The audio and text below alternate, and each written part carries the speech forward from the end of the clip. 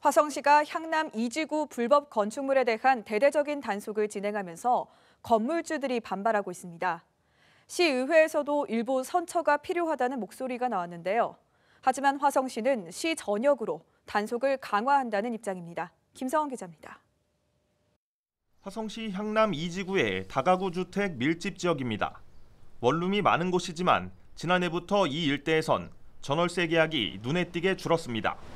당초 설계를 변경해 방을 늘리는 이른바 방 쪼개기를 했던 건물들이 무더기로 화성시에 적발됐기 때문입니다.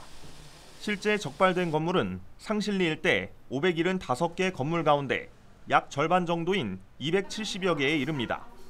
이행 강제금으로 적게는 600만 원에서 많게는 1,000만 원이 부과된 건물도 있습니다. 적발된 건물에 대해선 전세자금 대출도 받을 수 없습니다. 전세 대출 되는 거 투룸 있을까요, 사장님? 하고 전화하면 없어요. 그리고 이제 한두 군데 알려주시면 이래저래 조건이 안 좋고 해서 어렵고. 건물주들은 즉각 항의하고 나섰습니다. 이미 세입자가 살고 있어 건물을 원상복구하기도 어렵고 세입자를 받기 어려워지면서 최악의 경우 집이 경매에 넘어가게 생겼다는 겁니다. 지금 가장 저희가 좀 초조한 게 전세자금 대출이 나오게 하는 거죠. 전세자금 대출이 나올 수 있게끔 그런 부분에서 좀 저기를 해달라는 거죠. 화성시 의회에서는 당장 건물주와 부동산 업계의 생계에 위협이 되고 세입자들도 보증금을 돌려받지 못할 상황이라며 시의 대책을 주문했습니다.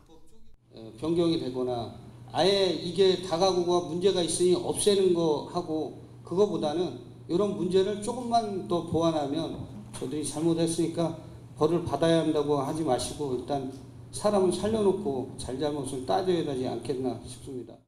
이에 대해 서철무 화성시장은 강경한 입장을 보였습니다. 불법 방 쪼개기의 경우 투기 목적에 가깝다며 오히려 단속을 강화하겠다고 밝혔습니다. 이분들이 본인들의 잘못은 과연 없는가? 이걸 한번 짚어보고 싶고요. 시는 보다 단속을 강화해서 더 찾아낼 필요가 있겠죠. 왜냐하면 공정한 문제에 대해서는 벗어날 수 없다고 생각합니다.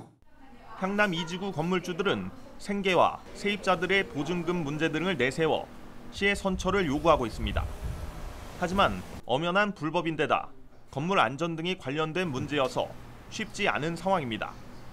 화성시는 지난해 향남 2지구 단속에 이어 올해는 시 전역에 위반 건축물을 강력하게 단속하겠다고 밝혔습니다. 경기뉴스 김성원입니다.